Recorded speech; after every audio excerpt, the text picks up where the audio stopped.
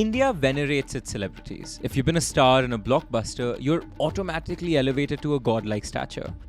This is especially true for cinema in the South, where fans pour their hearts out for superstars. But what if that love, that adoration, that trust is abused? What happens when a movie superhero turns into a real-life villain? The story we have for you today is about actors, heroes, and villains, but it's not a movie. It's more unbelievable than any movie you have ever seen. Such is reality, a world where trolling on the internet has real-life consequences.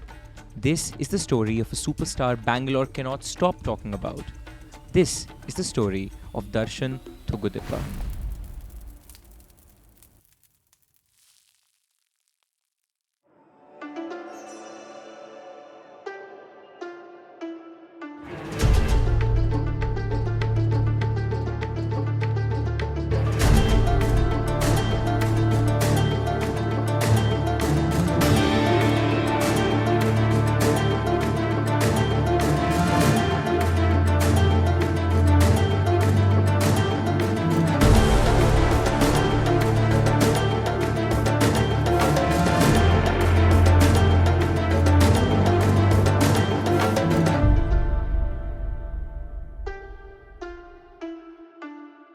Owing to the recency of this case, this is an ongoing investigation. New facts come to light every day, and information available online that we have used for this case may be proven false in the future. So stay tuned for updates. Hi everyone, welcome to Desi Crime, a show where we dive deep into some of the craziest cases from around South Asia.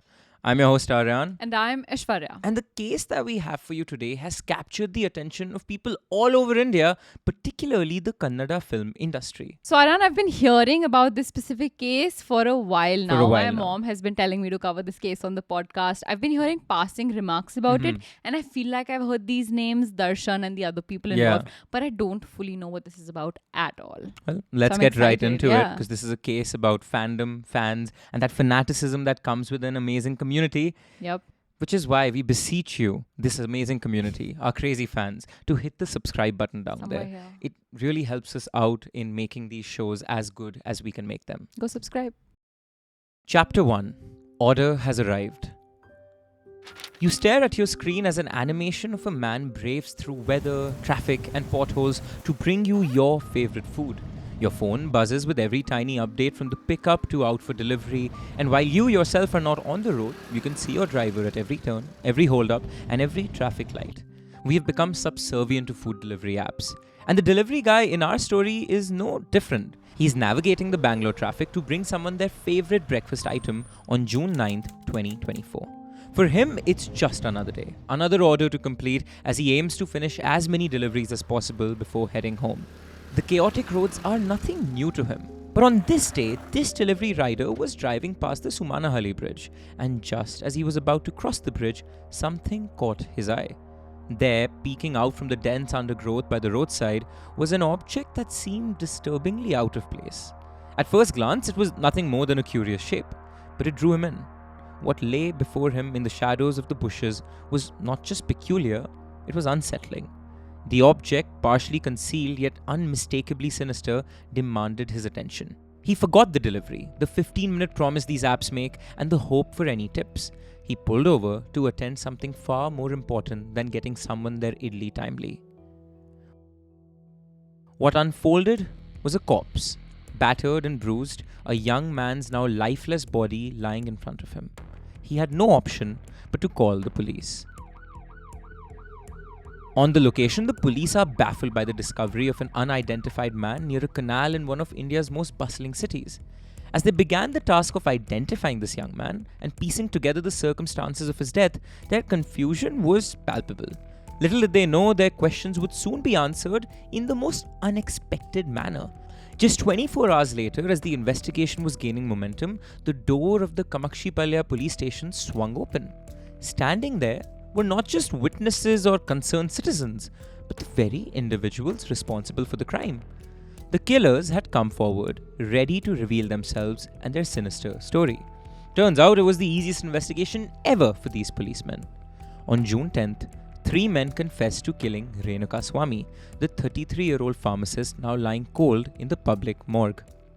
Aryaan, we've had this conversation before on situations where the police is unlikely to trust people who come forward and say they have committed a crime. Yeah. And I don't know, something about this screams that to me. If I was an investigator, obviously I'd want to hear the story these people are bringing.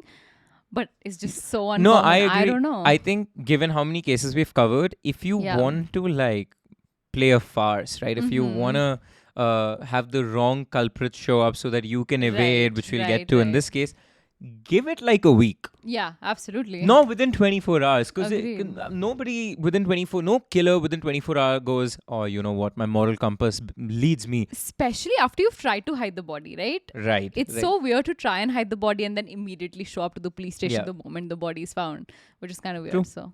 Just like Aishwarya said, there is something suspect about suspect showing up 24 hours after the body has been found. But these three folks, they reveal that a brawl had erupted between the four of them near a shed in R.R. Nagar, fueled by financial troubles, and tragically, it proved fatal for Renuka Swamy.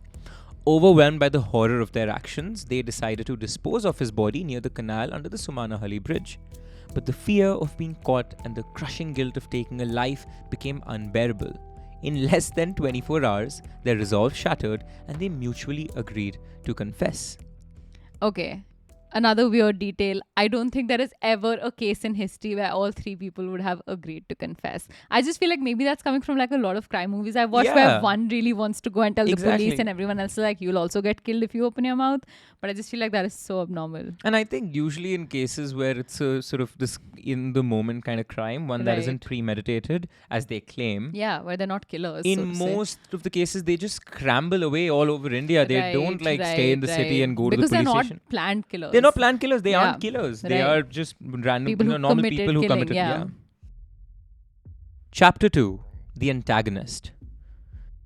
This might seem like a simple case at first glance, doesn't it? A man borrows money from shady people and fails to repay it on time. Tempers flare, a brawl ensues, and tragically it turns fatal for him.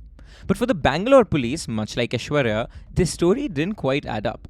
They couldn't shake the feeling that there was more beneath the surface than just a petty dispute over money. Why did these men come forward to confess? What compelled this man to venture all the way from his home in Chitradurga, 4 hours away from Bangalore, seeking help from loan sharks in the city? Renuka Swamy, you see, wasn't a local. He had no ties to Bangalore or its neighbouring villages. His sudden presence in the city raised more questions than answers. Was there a deeper conspiracy at play, hidden behind the veil of a simple financial transaction gone wrong? The police had more questions than answers with these confessions. As they prodded the men further, trying to get answers to their questions, little did they know that the story would start to fall apart. The men were unable to recall intricate details or answer questions when asked individually. The suspicions were now confirmed. The story ran deeper than the Bangalore police believed, and they had to get to the bottom of this. The questioning became increasingly intense, and the police went through the phone records of the suspects. However, what they found shocked the entire city of Bangalore, if not India. The police found multiple phone calls between the suspects and an unknown number. But this number was not just any number. It belonged to a very well-known person. It belonged to the Kannada film superstar Darshan Thoogudeepa. Starring in over 60 films and multiple blockbusters, Darshan is regarded as one of the biggest stars in the Kannada film industry. Quote, his films release in 600 to 700 screens in 400 theatres. His fans worship him. He's a star who delivers every single time. His latest, Katera, crossed more than ₹1 billion and was a mammoth hit, according to Kannada film producer Yogesh Dwarakish. In fact, Darshan is so well known that he charges 20 to 25 crores for a role, a huge sum for regional cinema. See, ಮನೆಯಲ್ಲಿ industrial ಇದ್ರು ನಮಗೆ so cinema ಏನು ಅಂತ ನೋಡ್ತಾ ಇದ್ವಿ ಅಂದರೆ ಈಗ ನಮ್ಮ ತಂದೆ ಜೊತೆ ಯಾವಾಗಾದ್ರು ಹೋದಾಗ ಎಲ್ಲ ಅವ್ರು ಹೋದ ಮೇಲೆ ನಾನು ಕೂಡ ಒಳಗಡೆ ಬಂದಾಗ ಬಟ್ ಏನು ಹೊಸದು ಅನ್ಸಿಲ್ಲ ಬಟ್ ಯಾವತ್ತು ಆ್ಯಕ್ಚುಲಿ ನಾನು ಸ್ಟಾರ್ ಆಗ್ತೀನಿ ಅಂತ ಯಾವತ್ತು ಅನ್ಕೊಂಡಿಲ್ಲ ಹೀರೋ ಆಗ್ತೀನಿ ಅಂತ ಕನ್ಸು ಮನ್ಸಲ್ಲೂ ಅನ್ಕೊಂಡಿಲ್ಲ ಸಿ ಸ್ಟಾರ್ ತುಂಬ ದೂರದ ಮಾತು ಹೀರೋನೇ ಅಲ್ಲ but I want to be an actor actually ಯಾಕಂದರೆ ನನಗೆ ಆಸೆ ಬಂದಿದೆ ಒಂದು ಕಡೆಯಲ್ಲಿ ಅಂದರೆ ನಮ್ಮ ತಂದೆ ಸತ್ತಿದ್ದೇನೆ ಓಕೆ ನಾನು ಸತ್ತರೆ ಒಂದಿನ ಹಿಂಗೆ ಸಾಯ್ಬೇಕಣ ಅಂತ ಅಂದ್ಬಿಟ್ಟು that's what it makes me to here. When questioned about their connection to the actor, the suspects finally cracked under pressure. After hours of intense interrogation, they revealed the shocking truth. They had been paid 5 lakh rupees to falsify their confession. Members of a gang had orchestrated this elaborate ruse, instructing them to sell the police a fabricated story of a feud gone awry. I don't understand the concept of taking money with the possibility of going to prison. Did these people think they wouldn't go to prison for very long, or like the actor and his influence could get them out of this trouble once they were in prison? He could like post their bail or whatever. But it was the money, of course. It's always incentivizing. But B, hoping that somehow the powerful people involved get them out. But 3, which is the reason we'll get to, is fanaticism, fandom, love, adoration that Indians are all too well known for when it comes to celebrities. You see, the plot thickened, and what was once a simple investigation spiraled into a high-stakes game involving deception, money, and potentially much more. The Bangalore police were now on the trail of a far more sinister conspiracy, one that reached into the dark corners of the city's underworld and the glamorous yet shadowy realm of the film industry. And the only person who could now answer their questions was Darshan himself. Darshan was escorted back to Bangalore to the Annaponeshwari Nagar police station for questioning. Despite the pressure, Darshan vehemently denied any involvement for us. The police, however, were determined. Why would Darshan, a prominent actor, want an ordinary 33-year-old pharmacist dead? What was the connection between the star and the man found under the Sumanahalli bridge? The investigation took a darker turn as they pressed Darshan for answers. He did not act alone in this crime. In fact, he acted with his partner in crime, his alleged girlfriend Pavitra Gowda. Gowda was immediately brought in for questioning once Darshan slipped her name in front of the police, and after more than 10 hours of questioning, the actor finally confessed. Chapter 3: Fate, Faith, Fandom. Darshan Thoogudeepa is a married man, and he has been married for 24 years to Vijay Lakshmi. However, this did not stop him from occasionally stirring up rumours with co-actors, but none of the rumours were as powerful as his decade-long involvement with Pavitra Gowda, another Kannada actor famous for her presence on TV shows. To the fan of the actor, this seemed like a stain on his otherwise perfect and godlike public image, a dent on his piety.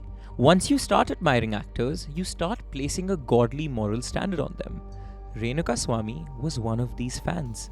Simply put, Swamy was an obsessive fan, a literal fanatic. He regularly interacted with Pavitra Gowda's social media, shaming her for her relationship with his idol. In fact, he went as far as sending her hate messages and explicit pictures of himself multiple times.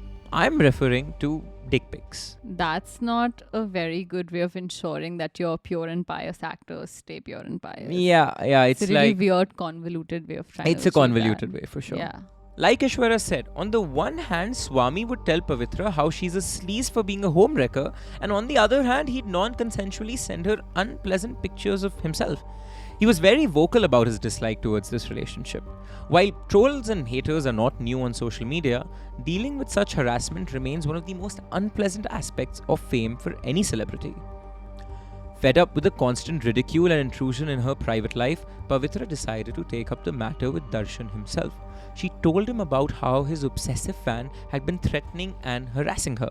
Ash, of course, you're not a Telugu, Tamil, Kannada, Bollywood film star or superstar. I'm not charging 20 crores for anything. Not even my kidneys, most likely. But sure. But in such a scenario where we've dealt with trolls and hate comments in the past, if a troll becomes this incessant, how would you go about dealing with them? So to me, obviously, I've never experienced anything to compare to any Bollywood celebrity. Sure. Their enamour, their fame, the number of people, the sheer number of people following them is absolutely insane. Don't want it. While I say this, please do subscribe because I do want the subscribers. But we love you guys. You're not crazy like this, right? But then for a crazy fan, what would you do? No, but what I'm trying to say is that it's hard for me to imagine something ever crossing the line of just my phone screen.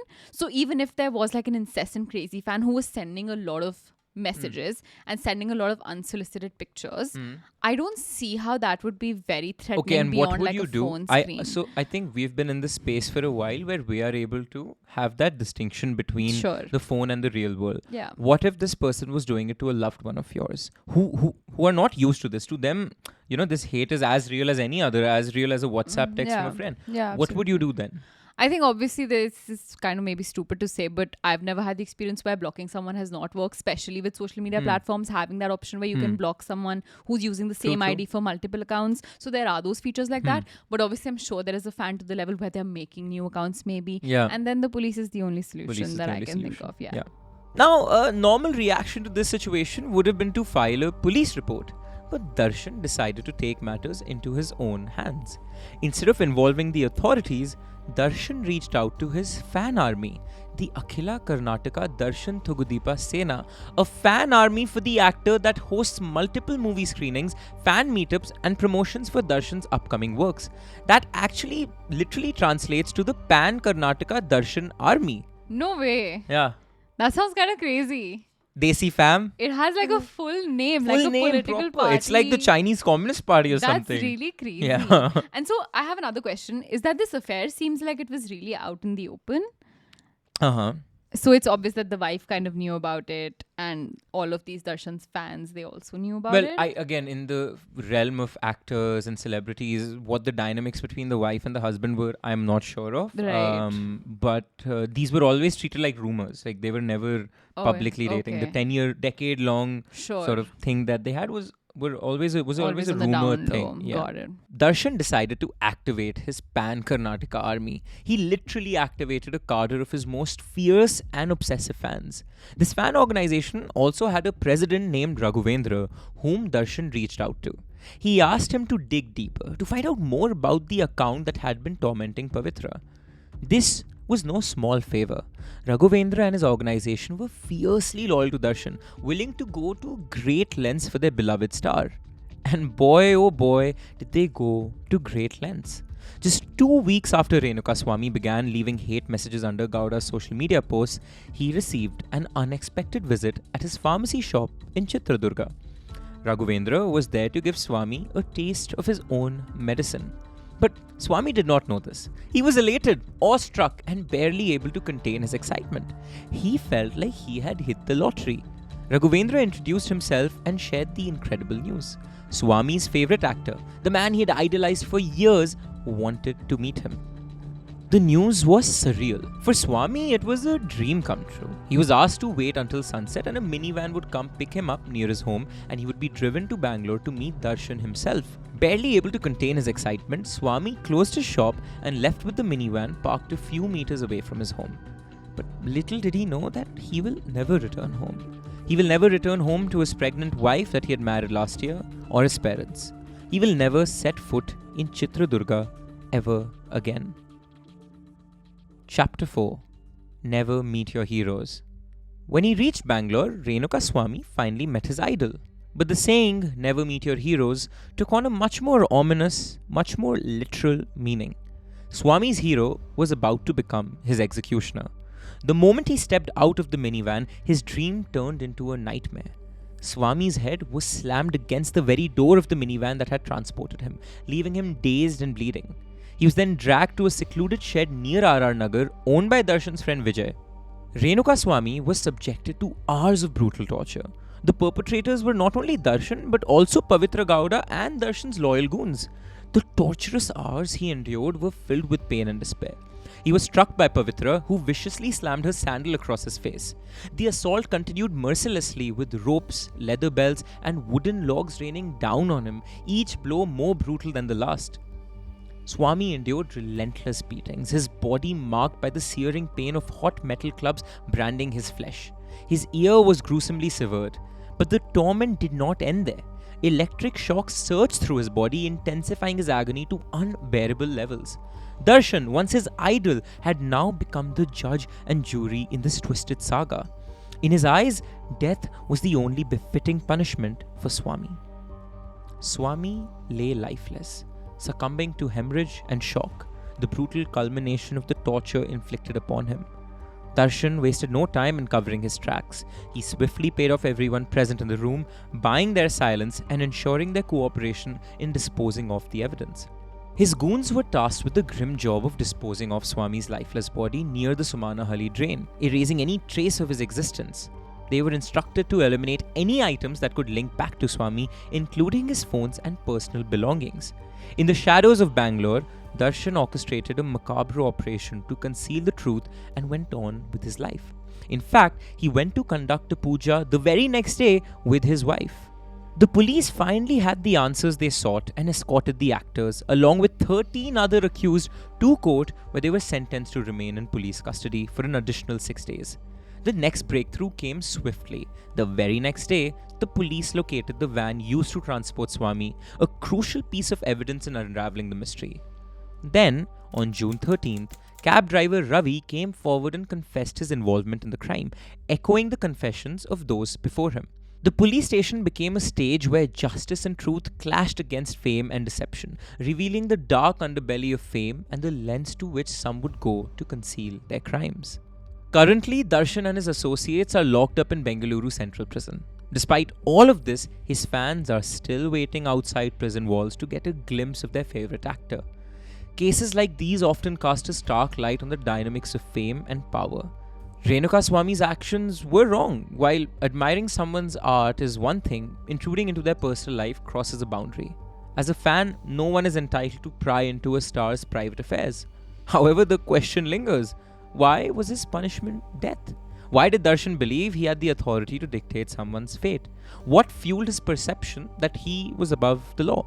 It's a morally complex case in some respect. What happened to Swamy was horrific, yet under normal circumstances, he would be considered an offender.